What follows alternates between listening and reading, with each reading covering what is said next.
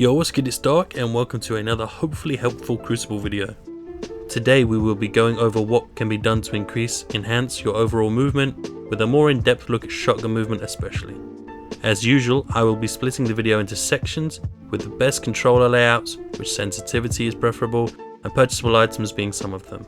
I'm going to use a controller cam to try and better help visualize the different layout, but this is the first time I've tried something like this, so please bear with me.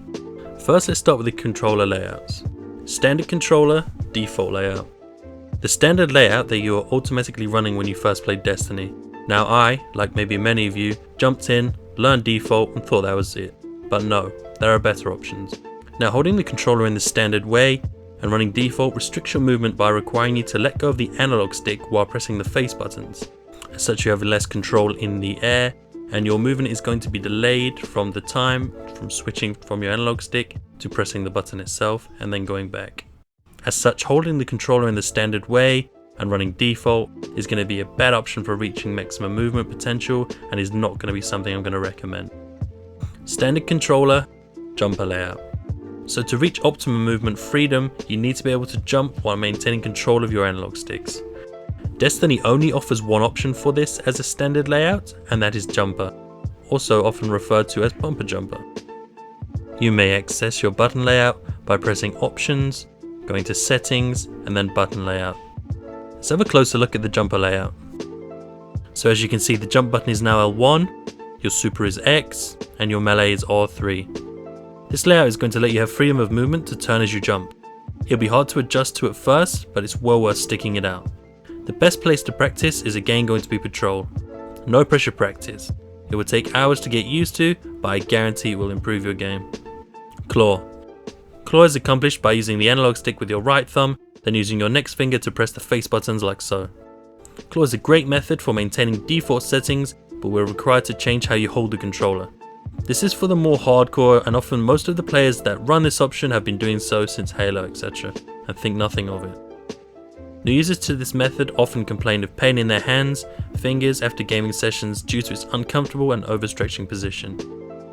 Claw is a big thing in many FPS games and will help you to keep control of your analog stick while still maintaining the ability to press the face buttons.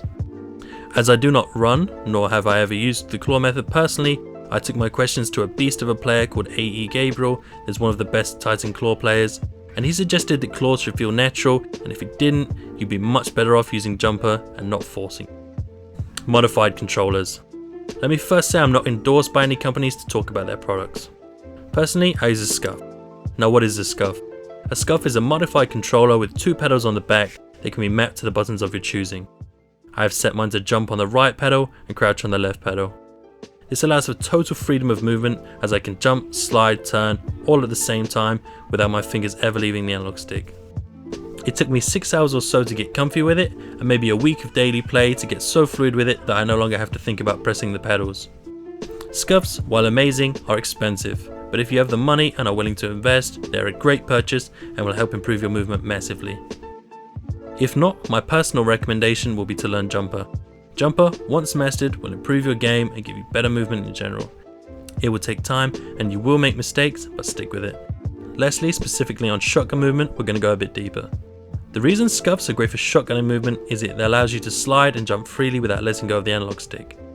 This can be achieved on jumper, but it will require a little further customization and definitely more playtime to get used to it. Basically, we're going to change your grenade to circle and your slide to R1, and this is how we're going to do it.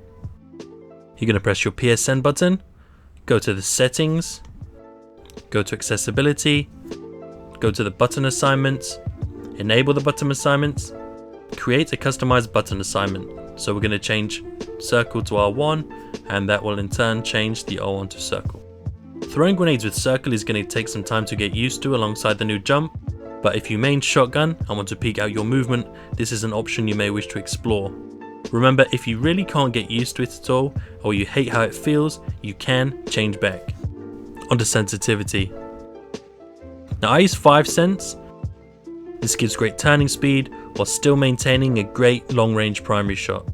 After asking around, it seems that most snipers run 3 to 4 and most shotgunners 4 to 6.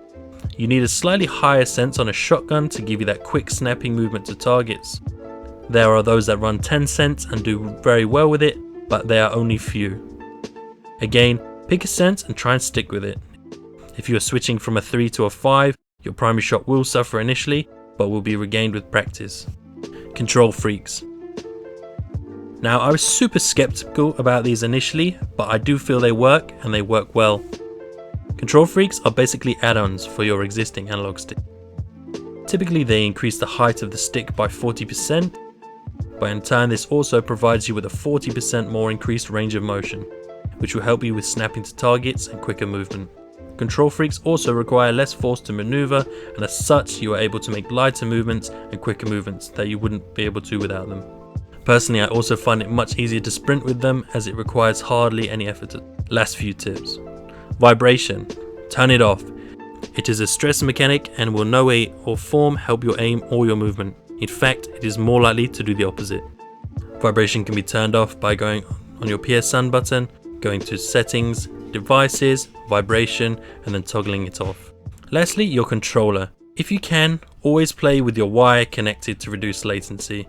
Failing that, make sure your controller is always charged. While a low power controller latency may not be physically noticeable, it does exist. That's all for today, and my next video will be a closer look at warlock movement in action with different points of view, etc., so that I may further explain the actions required. If you have any questions, feedback, think I said anything wrong, or have any tips that I've missed, please let me know in the comment section below. If you enjoyed the video, please drop a like, and if you would like to see more, please drop a sub. As always, thank you for watching.